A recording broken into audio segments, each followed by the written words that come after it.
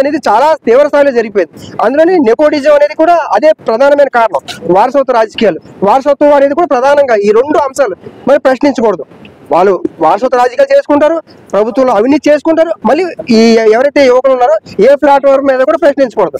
ఇలాంటి మూడు అంశాలు బలంగా వాళ్ళ మీద రుద్దినప్పుడు ఇలాంటి సంఘటనలు జరుగుతాయి. అక్కడ ఉద్యమంలో పాల్గొనడం చదువుకున్న వాళ్ళు ఈ విధంగా చేయడం కరెక్ట్ అంటారు. మారణ హోమం జరుగుతుంది, అక్కడ మాజీ ప్రధాని తగలబెట్టడం జరిగింది. అంటే ఒక ప్రధానే తప్పించుకొని అండర్ గ్రౌండ్ వెళ్ళిపోయే విధంగా ఉద్యమం ఉంది. ఇలా చేయడం ఉంది. మొన్న కూడా August 15 రోజు కూడా నేను చెప్పాను, భగత్ సింగ్ గారు, అల్లూరి సీతారామరాజు గారు, స్వామి వివేకానంద గారు లాంటి వ్యక్తులు ఈ దేశ స్వాతంత్రం కోసం పోరాటం చేశారు. కానీ అలాంటి యువకులకి ఈ రోజు రాజకీయాల్లో ఏ రకమైన వారసత్వం, ఏ రకమైన అవకాశాలు రాజకీయాల్లో లేవు.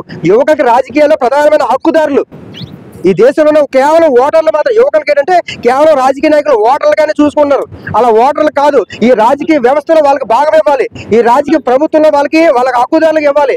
అలా ఇవ్వలేనప్పుడే ఇలాంటి యొక్క సమస్యలు వస్తాయి. ప్రధానంగా ఇంకో విషయం ఏంటంటే ఈ ఉద్యమంలో ప్రధానంగా అక్కడ ఇండిపెండెంట్ గా పోటీ చేసిన ఒక వ్యక్తి అక్కడ మేయర్ గా కొనసాగుతారు. ఆయన కూడా ఈ ఉద్యమానికి చాలా కీలక పాత్ర పోషించడం జరిగింది.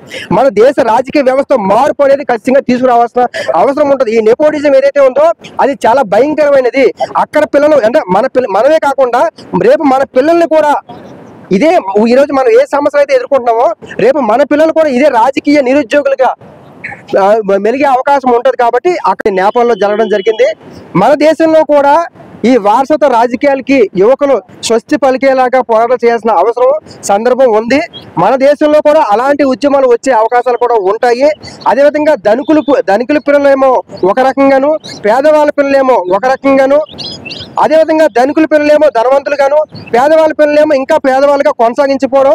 అదేవిధంగా ఏదైతే ఈ యొక్క వారసత్వంగా వచ్చిన రాజకీయ నాయకులు ఉన్నారో మళ్ళీ వాళ్ళ పిల్లల్ని రాజకీయాలు తీసుకొచ్చే వాళ్ళే కొనసాగించే ప్రక్రియ ఏదైతే ఉందో అది ప్రపంచ దేశాలు వ్యతిరేకించడం నేపాల్లో యొక్క ప్రధానమైన తిరుగుబాటుకి ఇది ఒక ప్రధానమైన కారణం. కాబట్టి సమానత్వం అనేది అన్ని